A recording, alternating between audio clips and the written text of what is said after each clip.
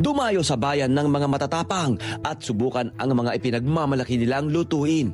Dito yan sa kainan nina Jericho Reyes kung saan ay matitikman ang ipinagmamalaki nilang bacalao. Mula sa mga simpleng ingredients na hinimay na isda, mga gulay at anato o atsuete na pampakulay. Nagkaroon ng lutuin na bahagi na ng tradisyon at comfort food ng araw ng mga Caviteño. Dito sa siyudad ng Cavite, bida ang ulam ng bacalao at minana ko pa sa aking biyenan. Saluhan nyo kami sa kainan ni na Jericho at subukan ang bacalao at iba pang mga lutuing Caviteño dito sa Kitang Kita. Tara, let's eat!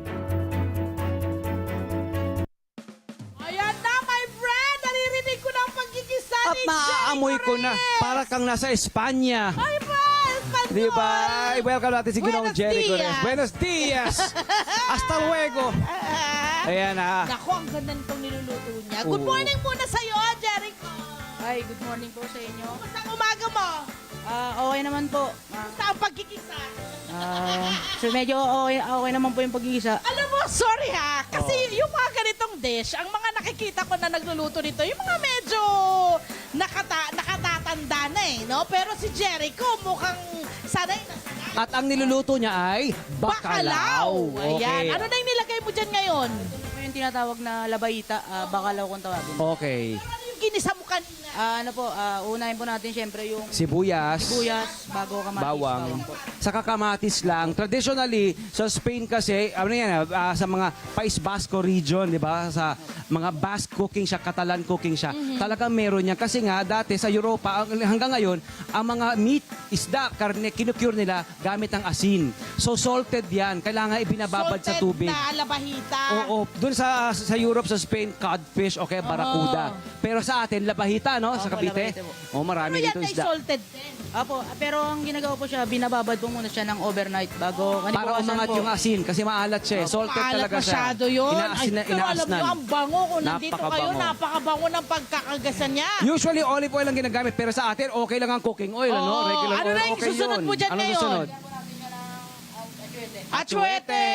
Okay, Anato, yan na. pampakulay. Yan yung nagpapa-orange. Yun yung natural na kulay Ganda. lang.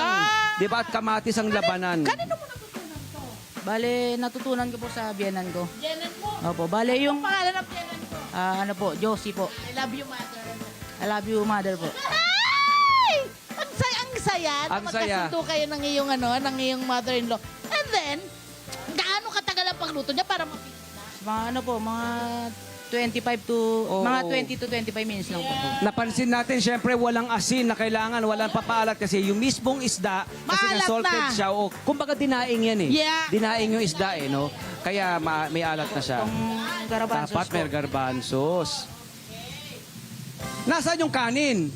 Mamaya. Hindi pa po tayo nakapagsaing. Pwede yung parisan niya ng kanin or bread. Yes. Di ba? Yung French Ang bread, ganda baguette. niyan, ipang- Oo, pang- sa toasted na, topping. or Oh, baguette. wow! Di ba? Parang Tapos ang sarap ginaganyan nga. niya ng mga Espanyol, ginaganon Oo. yan. It makes sense dito, love, kasi syempre tayo ay under Spanish rule ng matagal. Kaya ang mga pagkain nila, kultura nila na impart na sa atin, hanggang ngayon dinadala na, inobserbahan natin. Tapos ano pa susunod dyan? Kailangan po natin siya maging siya maigibabal ko lang natin yung repolyo. Okay. Pwede naman At yun. Po, yung uli, yung patatas saka yung ano. naniluto na. Pre-cook na yung ating Yun. patatas. Sige, total luto naman niya, ipakita natin, di ba? Dahil meron man tayo prepared, meron tayo na ready na. Ayan. So, susunod niyan Lalagay na ay yan. repolyo. Ilalaglag na po natin tong repolyo. Apo.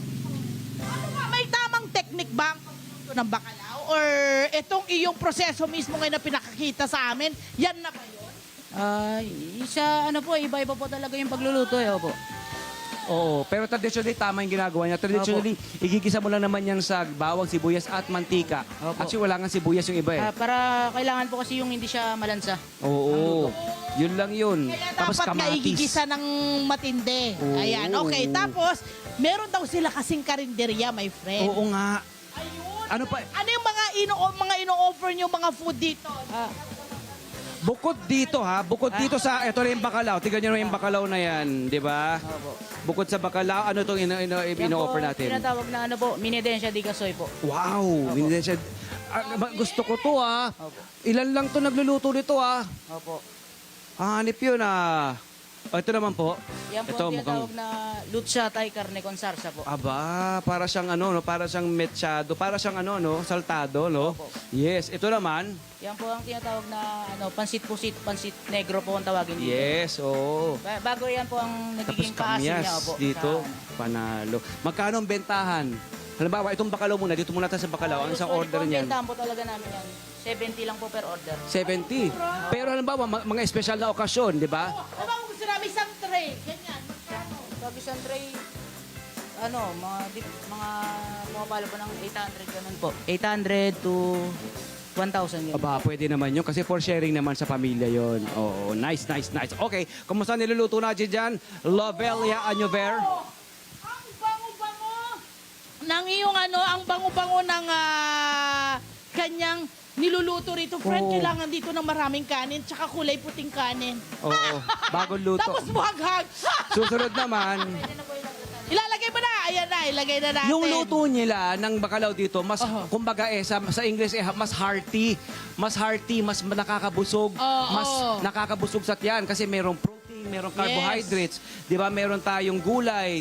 Di ba? May patatas. So asahan mo talagang yan pa lang, ulam na at nakakabusog na ulam na siya. Kumpleto na kumbaga, no? Oo, Ano na- may carbs na siya at lahat. Ilalaglag na po natin tong Bell pepper. na pero pre-cook na rin po itong na rin. Tama. Okay. Bango. So, talagang dire-diretso lang ang paghalo pala Oo. nito. Pati tuloy ako nakikihalo. Maganda idea rin yung bell peppers. Bukod sa nakakapagpadagdag ng kulay, ganda ng kulay, Yes. iba rin ang flavor na inihatid. Alam mo, advocate ako ng bell pepper, capsicum. Kailangan, wag nyo tinatabi. Yung mga bata o mga iba, tinatapon nila. Kainin nyo kasi ang laki na binibigay na flavor niyan sa pagkain. Iba, ma-appreciate. At saka healthy yan. Okay. mga 5 to 10 minutes okay na po. Okay na yan? Very good. Okay na eh. Ito nga, okay na nga to eh. Oh. Grabe ang bango. Yan Nice. ba ang laging kumbaga, binabalik-balikan dito sa karinderya? Usually po every Sunday po talaga meron to. Pero pag kami nagtinda po, kunyari 9 a.m. na sa labas na po kami. Mga 11 to 12 wala na po kami tinda. Wow, ganun Isay. kasarap. Ganda ng kulay, oh. Ganda ng kulay, oh. Napakapalad mo at natutunan mo itong pagluto na ito ng iyong mother-in-law, ha? Nako, ako gusto kong tikman, my friend. Gusto kong tikman. Alam mo ba, minsan, ang ginagamit nila riyan sa Europa, lalo sa Spain, meron din pating ginagamit. Pero ngayon, syempre, hindi na humane ang gumamit ng pating. Traditionally, codfish yan or barracuda. Pero dito kasi, common ang labahita. Ang lakas ni Lab, no? Kaya umiiwas ako dyan, eh. Sarap. Anong lasa? Anong lasa? Describe natin. Anong lasa? May syempre may alat, no? May Built-in alat, yung but the good Bless. thing about the alat is, alam mong na-master na nila. Hindi sobrang alat. Ang sarap. Ang sarap nito. Bye-bye. Ito yung ulam na makakalimang kanin ka. Kasi, ang linamnam. Lasang-lasa yung labahita. Wow. Ang galing. Garbanzos. Mm-mm. Sobrang lasa. Napakalasa nitong kanilang patayin ko lang kasi baka masira yung masunog. Sayang eh. Ayan. At syempre, meron ding iba. Tikman natin yung iba doon. Tignan natin itong ang kanilang minendensya. Minindensya. Ayan, ang minindensya. Uy. Wow. Dito na lang sa Ako ito sa kusina. Sige. Oh, wow! Paano ulit? Grabe, ang sarap! Paano ulit? Ang sarap naman nito! Ito matagal ko lang di natitikman to. Tingnan niyo naman. Napakalasa! Karne con sarsa. Luto siya sa atay. Oo. Oo, beef siya, oo, pero luto siya sa atay. Kumbaga, Galing mo magluto. natural na liver spread to, hindi to delata. Pwede ka ba namin iuwi? Ha? Ang sarap mong magluto. Husay. Anong pinakamabenta dito sa mga binibenta mong pagkain, niluluto mong pagkain? Yan po, mabenta na dyan carne con sarsa, yung bakalaw, yung minidensya di gasoy po. Pero yung minidensya di gasoy po, occasional lang po kasi medyo pricey po talaga yung Hindi na ako sa'yo, friend. Oh, parang ang sarap nito. Anong sabi mo, bro? Nakalimutan. Hindi naman narinig bigla. Ano nga? Yung ano po, yung minidensya, yung lutsatay, karne kung sarsa. Inulit na ba yan? Noted, bro. Niloko ka na namin. Kasi ganun kasarap ang pagkain. Palakpakan si Jericho! Iuwi na namin siya! Palakpakan si Jericho! Napakasarap. Huy, palakpakan si Jericho! Ano to? Napakasarap, napakapalad ng mga nakakatikim ng mga kabarangay sa iyong mga luto at maraming salamat for sharing Thank you, bro. sa amin yung napakagaling mong mga kamay at panlasa. Order ako niyan. Sarap! Sarap! Nako! Ang layo nila sa atin! Hello po mga Kanet 25! Si Kuya Tony Pet po ito mula sa Love, Tony Pet and Everything. For more Love, Tony Pet and Everything updates, just click on our subscribe button and follow us on our Net25 social media pages at Net25 TV and at Net25 Entertainment Facebook. Magkita-kita po tayo!